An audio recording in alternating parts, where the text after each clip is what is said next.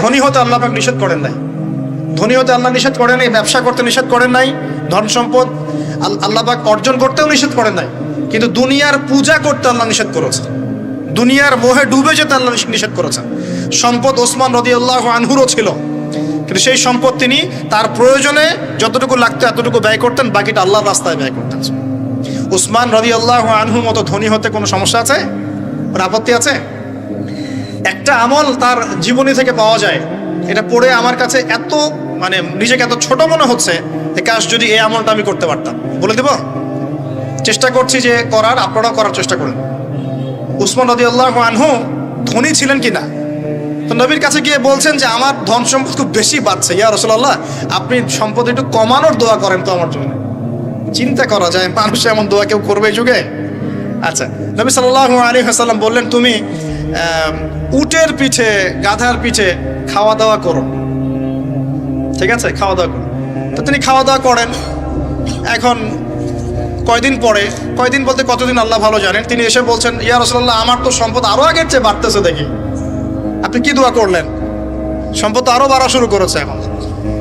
তখন তিনি বলছেন যে তুমি যখন খাও তখন তোমার হাত থেকে যদি খাবার পড়ে যায় তুমি কি করো? তিনি বলেছেন আমি, আমার হাত থেকে খাবার যদি পড়ে যায়, একটা দানাও যদি পড়ে যায়, আমি উটের পিঠ থেকে নেমে সেই খাবারটাকে তুলে পরিষ্কার করে তারপর খাই। উসমান রাদিয়াল্লাহু আনহু এত ধনী মানুষ, তিনি প্রতি বেলায় 100 মানুষকে খাওয়াতে পারেন, কোনো সমস্যা নেই। তিনি একাই তাবুকের যুদ্ধে 30,000 সৈন্যের দায়িত্ব নিয়েছেন। 30,000 সৈন্য 3 মাস যাবে, যাত্রা বিরতি করবে, খাবে দাবে, তাদের ঘোড়া অস্ত্রশস্ত্র সব দায়িত্ব একজন ব্যক্তি বহন করেছেন, ওসমান রাদিয়াল্লাহু আনহু। কত বড় ধনী আপনি চিন্তা করেন। উনার মতো ধনী কোনো পররাষ্ট্রমন্ত্রীও নাই পৃথিবীতে, এখন কোনো বিশ্ব নেতাও নাই ওনার মতো ধনী, এখন কেউই নাই। আর উনি কিন্তু তার এই ধন সম্পদ সুদের মধ্য দিয়ে অর্জন করেন নাই, তার ধন সম্পদ দুর্নীতির মধ্য দিয়ে অর্জন করেন নাই। তার ধন সম্পদ তিনি কিন্তু এই যে অন্যের সম্পদ অন্যায়ভাবে দখল করে অর্জন করেন নাই। তিনি সম্পদ অর্জন করেছেন বৈধ পন্থায়, হালাল ব্যবসা করেছেন। ব্যবসা করেছেন নাকি না? এই যে আমল, তো নবীজি বলছেন যে তোমার আমল যদি এমনই হয় তাহলে তোমাকে আল্লাহ পাক সম্পদ দিবে না, কাকে সম্পদ দিবে? তুমি আল্লাহ পাকের যে সম্পদ, রিজিকের যে শুকরিয়া আদায় করো, কৃতজ্ঞতা প্রকাশ করো যে আল্লাহ আমাকে ভালোবেসে রিজিকটা দিয়েছেন, আমার হাত থেকে পড়ে গেছে, আমি তুলে খাই।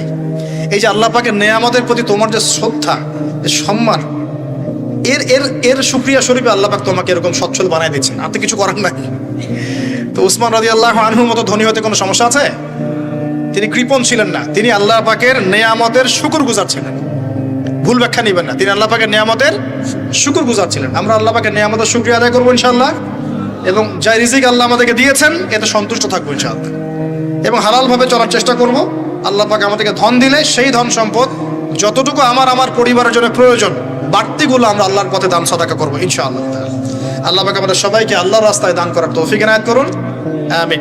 সমাজ কল্যাণমূলক কাজ করেন না, জনসেবা করেন, মানুষের সেবা করেন, মানুষের কাছে থাকেন, সোশ্যাল ওয়ার্ক করেন। এই যে অ্যাসোসিয়েশন আছে না, কিছু সামাজিক নন পলিটিক্যাল নন প্রফিটেবল কিছু ফাউন্ডেশন থাকে না, মানুষের কল্যাণে কাজ করেন, ইফতারের প্রজেক্ট করেন সামনে, ঠিক আছে। তারপরে শীতবস্ত্র হয়, তারপরে যে ত্রাণ রিলিফ, মানুষের কল্যাণ, বৃক্ষরোপণের কাজ, তারপরে আপনার এই যে রক্তদান কর্মসূচি, এই টাইপের যে ভালো ভালো কাজ, সমাজ কল্যাণমূলক কাজ, এই সমাজ কল্যাণমূলক কাজগুলো করলে মনটা বড় হবে ইনশাআল্লাহ। ভালো কাজে ব্যস্ত থাকবেন, আপনি দেখবেন মাথার মধ্যে শয়তানি নাই। যখন মানুষের কাজ নাই, সারাদিন অলস বসে থাকে, মাথার মধ্যে দুনিয়ার শয়তানি ঘোরাফেরা করতে। আল্লাহ পাক আমাদের সবাইকে ভালো কাজের সাথে থাকার তৌফিক দান, এবং ভালো কাজে একে অপরকে সহযোগিতা করার তৌফিক দান। নিজেকে ভালো কাজে ব্যস্ত রাখেন। দান সদকা করলে কখনো টাকা কমে যায় না, মনে রাখবেন। দান করলে কোনোদিনও টাকা কমে যায় না।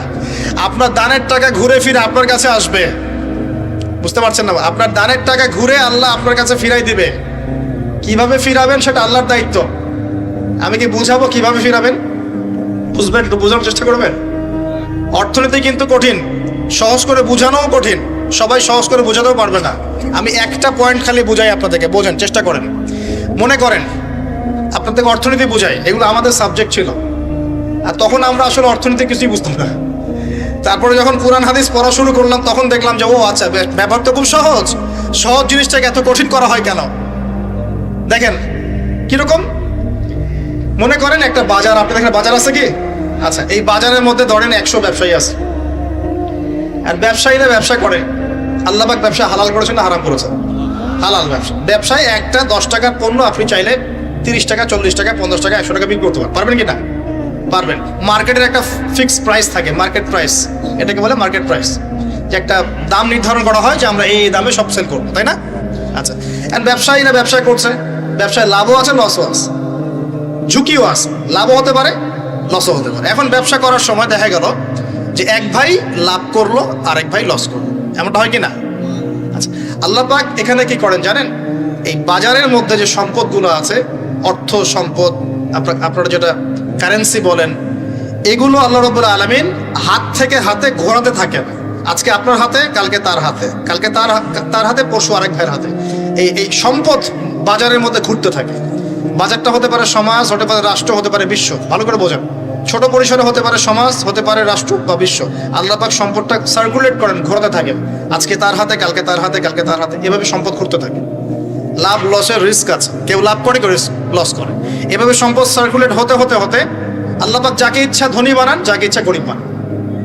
কথা বুঝতে পারছেন? এটা হলো এই জায়গায় রিজিকটা নিয়ন্ত্রণ করেন সরাসরি আল্লাহ পাক। আল্লাহ পাক কারো সম্পদ নেন, কারোকে দেন, কারো কাছ থেকে নেন, কারোকে দেন, কারো কাছ থেকে নেন, কাউকে দেন। এভাবে সম্পদ ঘুরতে থাকে। আর যদি দেখা যায় সম্পদ মানে চাহিদার চেয়ে কম হচ্ছে, আল্লাহ পাক সম্পদ উৎপন্ন করে দেন। জমিন থেকে উৎপন্ন করেন, আসমান থেকে উৎপন্ন করেন। আমি মানে বুঝাতে পারছেন?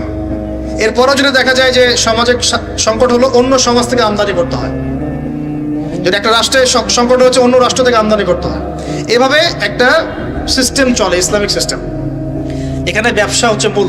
এখানে দায়িত্ব আল্লাহ নিয়ে নেন, কাউকে ধনী করবেন, কাউকে গরিব করবেন। সম্পদ ঘুরতে থাকবে, ঘুরতে থাকবে। এভাবে আল্লাহ পাক আপনার এই যে ধনী ব্যক্তি, মনে করেন যে সম্পদ এখানে লাভ করেছে, এই ব্যক্তির উপর আবার জাকাত ফরজ আছে। কি আছে? জাকাত ফরজ আছে। এখন এই যখন ধনী হবে, যেসব পরিমাণ সম্পদ আসবে, তখন এই জাকাত দিবে গরিবকে। তখন যার হাত থেকে সম্পদ চলে আসছে, ওর কাছে আবার সম্পদ ফিরে যাবে। বুঝতে পারলেন কি কিভাবে সম্পদ আল্লাহ পাক ঘোরান? এর জাকাত ছাড়াও আছে সাদাকা। সাদাকা ছাড়া সাদাকাতুল ফিতর আছে, অনুদান আছে। এবং নরমালি আল্লাহ পাক কিন্তু সদকা করতে উৎসাহিত করেন। এইভাবে একটা ইকোনমিক সিস্টেম চলতে থাকে, ছোট বা বড় পরিসরে। এইভাবেই মদিনা টিকে ছিল, এভাবেই মদিনার ইকোনমিক সিস্টেম চলতো নবী সাল্লাল্লাহু আলাইহি ওয়াসাল্লামের যুগে। তো সেখানে আরো একটা বিষয় এক্সট্রা ছিল, যেটা এখন নাই। সেটা ছিল গনিমত। সেটা কি? রাসূল সাল্লাল্লাহু আলাইহি ওয়াসাল্লাম সাহাবীরা বিভিন্ন যুদ্ধ এবং জিহাদ করতেন কিনা? না, তারা তো এগুলো করতেন না। ঘর মসজিদে বসে খালি সুবহানাল্লাহ পড়তেন। হ্যাঁ নাকি? বদর উহুদ তো হয়নি ইসলামে, হয়েছে? বদর উহুদ বলে কোনো যুদ্ধ হয়েছে নাকি? এগুলো বললে তো দেখা যাবে বাপরে বাপ, অবস্থা খারাপ। হ্যাঁ, জিহাদি বয়ান শুরু করে দিয়েছে। তখনই মুসলিমরা যুদ্ধে গিয়েছে এবং জয় করেছে, তখন বিপুল গনিমতের সম্পদ লাভ করেছে। বুঝতে পারছি? গনিমত মানে ওই যে যাদের সাথে যুদ্ধ হচ্ছে, ওদের সব সম্পত্তি মুসলিমরা তখন পেয়ে যায়, কারণ ওগুলো ছেড়ে ওরা পালিয়ে যাবে। এটা এর মধ্য দিয়ে মুসলিম ব্যাপক সচ্ছলতার মুখ দেখেছিল। খায়বারের যুদ্ধে জয়ের মধ্য দিয়ে মুসলিমরা প্রায় 1/3 সম্পদ পেয়েছিল আরবের মধ্যে। জাজিরাতুল আরবের 1/3 সম্পদ শুধু খায়বার যুদ্ধ জয়ের মধ্য দিয়ে লাভ করা হয়েছে। ওইটা তো নাই, এখন ক্লোজড। আমি ওগুলো বাদ দিয়ে এই সিস্টেমগুলোর কথা বললাম, সাদাকা, ব্যবসা ইত্যাদি ইত্যাদি। তার মানে ইসলামিক ইকোনমিক সিস্টেমের মধ্যে আল্লাহ পাক সম্পত্তি নিয়ন্ত্রণ করছেন এবং কাউকে ধনী বানাচ্ছেন, কাউকে গরিব করছেন। সম্পদ হাতে হাতে ঘুরছে। যে ধনী সে আবার জাকাত দিচ্ছে, তখন গরিবের কাছে ধনীর সম্পত্তি চলে আসছে। এখন চলমান সিস্টেমে কি সমস্যা হয়?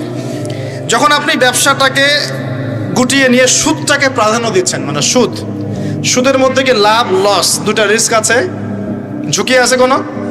সুদে আপনি যখন খান, আপনি কি বলেন যে ঠিক আছে আমি 100 টাকা নিলাম, ব্যবসায় লাভ হলে আমি দিব 50%, লস হলে 50%। এটা তো সুদ না, এটা তো সুদ না। এটা কি সুদ? যখন আপনি বলেন যে আমি 100 দিয়েছি, আমাকে 110 দেওয়া লাগবে, 100 দিয়েছি আমাকে 110ই দেওয়া লাগবে, আপনি তো লসের রিস্ক নিবেন না? নিবেন? সুদখোর কি লসের ঝুঁকি নিবে নাকি লাভের শর্তে টাকা দিবে? এখন যখন আপনি লাভ লসের ঝুঁকি নিচ্ছেন না, তখন একজন লাভ করা একজন লস করার কোনো সিস্টেম বাজারে থাকছে না। তখন সম্পদ ধনিক শ্রেণীর হাতে পুঞ্জীভূত হচ্ছে, তারা আস্তে আস্তে ধনী হতে থাকবে, গরিবরা আস্তে আস্তে গরিব হতে থাকবে। এরও উপরে যখন সে আবার জাকাত দিবে না, তখন ওই সম্পদ আবার গরিবের কাছেও ফিরে আসবে না। এভাবে সুদের মধ্য দিয়ে সম্পদ সংকীর্ণ হয়ে যায়, একদম একটা মার্কেট, সমাজ, রাষ্ট্র ম্যাসাকার অবস্থা হয়, দেউলিয়া হয়ে চলে যাবে। একটা একটা করে কথা বলেছিলাম, ফলেছিল কি অর্থনীতির কথাগুলো? পাকিস্তানের কথা ফলেছে? পাকিস্তানের সামনে আরো ভয়াবহ পরিণতি আছে। আর এগুলো থেকে শিক্ষা না নিতে পারলে আমাদের সামনে ক্ষতি আছে। এগুলো বলবেই বাকে, বোঝাবেই বাকে। আর আল্লাহ পাক আমাদের কথা গ্রহণ করার মানসিকতা দান করুন। কমপক্ষে কথাগুলো শুনে একটু যাচাই করার তৌফিক আল্লাহ দান করুন। যাচাই করার পর যদি দেখা যায় যে হ্যাঁ ঠিকই বলেছে ছেলেটা, বা কম কিছুটা হলেও ঠিক বলেছে, ওইটুকু অন্তত গ্রহণ করার তৌফিক আল্লাহ দান করুন। একবারে যদি নেগলেক্ট করে দূর এইসব কথা শোনারই দরকার নাই, তাহলে তার কিছু হইল না। সমস্যা নাই, আমাদের কাজ কি? ফাযাক্কির ইন্নামা আনতা মুযাক্কির। আল্লাহ পাক আল্লাহর দ্বীনের দায়ীদের দায়িত্ব দিয়েছেন, তোমরা উপদেশ দিবে, তোমরা শুধু উপদেশ দাতা। লাস্তা আলাইহিম বিমুসাইতির। কারো প্রতি তোমরা দারোগা নাও, চাপ দিয়ে মানাতে হবে, এই দায়িত্ব তোমাকে দেওয়া হয় না। জাস্ট বলে দিয়ে চলে আসে সামনে। ফাযাক্কির ইন্নাফাআতিয যিকরা। তুমি উপদেশ দিবে হে নবী। সায়াযাক্কারু মান ইয়াখশা। যে উপদেশ গ্রহণ করবে সে শীঘ্রই গ্রহণ করবে, যে আল্লাহকে ভয় করে সে শীঘ্রই উপদেশ গ্রহণ করবে ইনশাআল্লাহ তাআলা। প্রিয় ভাইরা, তো এখনকার চলমান বিশ্বের ইকোনমিটা হচ্ছে সুদ ভিত্তিক। এই কারণেই ইকোনমিক সমস্যাগুলো, মন্দাগুলা, স্যাংশনগুলা, করাপশনগুলা, এগুলো সুযোগ থেকে যায়। আদারওয়াইজ ইসলামিক ইকোনমিক সিস্টেম পরিপূর্ণরূপে থাকলে এই সমস্যাগুলো হতো না। রমজান মাসে ওয়াদা নাম্বার 5, কয়টা ওয়াদা করছেন এই পর্যন্ত ভাই? 4টা। ওয়াদা নাম্বার 5 হচ্ছে রমজান মাসে যার যার জাকাত ফরজ হয়, জাকাত অবশ্যই জাকাত আদায় করে দিবেন ইনশাআল্লাহ। করবেন কি না? আপনারা কি মনে করেন যে নামাজই খালি ফরজ, জাকাত ফরজ না? জাকাত ফরজ না? যে কেউ যদি মনে করে নামাজ ফরজ, জাকাত ফরজ না, সে ব্যক্তি কাফের। হ্যাঁ, আমার ফতোয়া না, যে কোনো আলেমকে জিজ্ঞাসা করেন না, যে কোনো মাযহাবের আলেমকে জিজ্ঞাসা করেন, যে কোনো মাযহাবে। মান ফাররাকা বাইনা সলাতি ওয়াজ যাকাত। যে ব্যক্তি সালাত এবং যাকাতের মধ্যে পার্থক্য করে, সে ব্যক্তি মুসলিম মিল্লাত থেকে খারিজ হয়ে যাবে। আবু বকর সিদ্দিক রাদিয়াল্লাহু আনহুর যুগে কিছু মানুষ যাকাত দিত না, দিতে চায় নাই। আবু বকর সিদ্দিকের মতো নরম মানুষ না মনে হয়, নরম মানুষ নামাজে দাঁড়ালেই ঝরঝর করে কান্না শুরু করেন, নরম মনের মানুষ, তিনি যাকাত অস্বীকারীদের বিরুদ্ধে যুদ্ধ করলেন। ইতিহাস পড়ে দেখেন। তারপরে তারা ভয়ে যাকাত দেওয়া শুরু করলো। একজনের বিরুদ্ধে অ্যাকশন নেওয়া হয়েছে, বাকিরা ভয়ে যাকাত দেওয়া শুরু করেছে। রাষ্ট্রীয় কোষাগার সমৃদ্ধ হলো। মুসলিমরা কি ওই সময় সুদের মধ্য দিয়ে রাষ্ট্রীয় কোষাগার বৃদ্ধি করতো? যাকাত ছিল, গনিমত ছিল, সাদাকা ছিল, ব্যবসা ছিল, কৃষি ছিল, এইগুলোর মধ্য দিয়ে তারা সমৃদ্ধ হতো। আর এই সমৃদ্ধি দিয়ে আমরা প্রায় 1200 বছর বিশ্ব শাসন করেছি। কত বছর? 1200 বছর আমরা বিশ্ব শাসন করেছি। আর এখন আমাদেরকে চাইতে হয়, লোন দেন, এই করেন, সেই করেন। আমাদেরকে নিচের হাত হইতে হয়েছে, নিচের হাত। কি লজ্জা আমাদেরকে নিচের হাত হতে হয়েছে, ওরা এখন উপরের হাত। ওরা আমাদেরকে এখন অনুদান দেয়, আবার সুদের শর্ত দিয়ে দিবে। আপনারা তো IMF বুঝবেন না, ওইটাতে আমি যাচ্ছি না। এমন কিছু শর্ত দিবে যেটা রাষ্ট্রের গলা দড়ি চিপে রেখে দিবে কেন। এটা যারা এখানে বিক্ষোভ ব্যক্তিত্বরা আছেন তারা বুঝবেন আমার কথা। গলার মধ্যে দড়ি দিয়ে ফাঁস লাগিয়ে রেখে দিবে, এর নাম লোন দেওয়া। গলায় দড়ি দিয়ে ফাঁস ধরে রেখে দিবে, এর নাম লোন দেওয়া। দিবি না মানে টান দিয়ে নিয়ে নিবে। তারপর শ্রীলঙ্কা বানায় রেখে দিবে। শ্রীলঙ্কা এমনি হয়েছে নাকি? ওর গলায় আগে রশি পরাইছে, নে তুই নে, এগুলো সব নে। রশি আস্তে আস্তে টান দিছে দিয়ে এক পর্যায়ে যখন দেখছে এ তো আর আমার কিছু শোধ করতে পারবে না, টান দিয়ে সব নিয়ে নাও, দেউলিয়া শেষ নাই। শিক্ষা বিশ্ব বুঝতে হবে। কোরআন সুন্নাহ আল্লাহ পাক শুধু এই যে ঝাড়ফুঁক করার জন্যে আর তাবিজ করার জন্যে, হ্যাঁ, শুধু বরকত নেওয়ার জন্যই নাজিল করেন নাই। কোরআন এবং সুন্নাহ আল্লাহ পাক নাজিল করেছেন যাতে কোরআন সুন্নাহ দিয়ে আমরা চলমান সমাজের, বিশ্বের সমস্ত সমস্যাগুলোর সমাধান খুঁজে বের করতে পারি। না কি মনে হয় আপনাদের? এই জন্য আল্লাহ নাজিল করেন নাই। আমি একটা আয়াত বলি তাহলে বুঝবেন। আল্লাহ বলছেন সূরা নাহল আয়াত নাম্বার 89, সূরা নাহল আয়াত নাম্বার 89 আল্লাহ পাক বলছেন বিসমিল্লাহির রহমানির রহিম, ওয়া নাযালনা আলাইকাল কিতাব। হে নবী, আমি আপনার প্রতি এমন একটা কিতাব নাজিল করে দিয়েছি, মানে কোরআন, তিবিয়ানান লিকুল্লি শাই, যে কিতাব প্রতিটা বিষয়কে ব্যাখ্যা করবে ইনশাআল্লাহ। ব্যাখ্যা করে কিনা? কোরআন প্রতিটা বিষয়কে ব্যাখ্যা করে কিনা? ওয়া হুদান, এবং কোরআন হবে আমাদের জন্য হেদায়াত, মানে পথ নির্দেশ, গাইডেন্স। ও রাহমাতান, এবং আল্লাহর পক্ষ থেকে রহমত, দয়া। ওয়া বুশরা লিল মুসলিমিন, আর মুসলমান জাতির জন্য এই কোরআন হচ্ছে সুসংবাদ। বলে সুবহানাল্লাহ। এই কোরআন যদি পড়ি না, বুঝি না, আমল করি না, তাহলে এর সমাধান কেমন করে বের করব? আল্লাহ পাক আমাদেরকে এমন ওলামায়ে কেরাম দান করুন, এমন প্রজন্ম দান করুন, এমন যুব সমাজ দান করুন, এমন নেতৃত্ব দান করুন, যারা কোরআন এবং সুন্নাহর জ্ঞান দিয়ে পুরো বিশ্বটাকে শাসন করতে পারবে ইনশাআল্লাহ।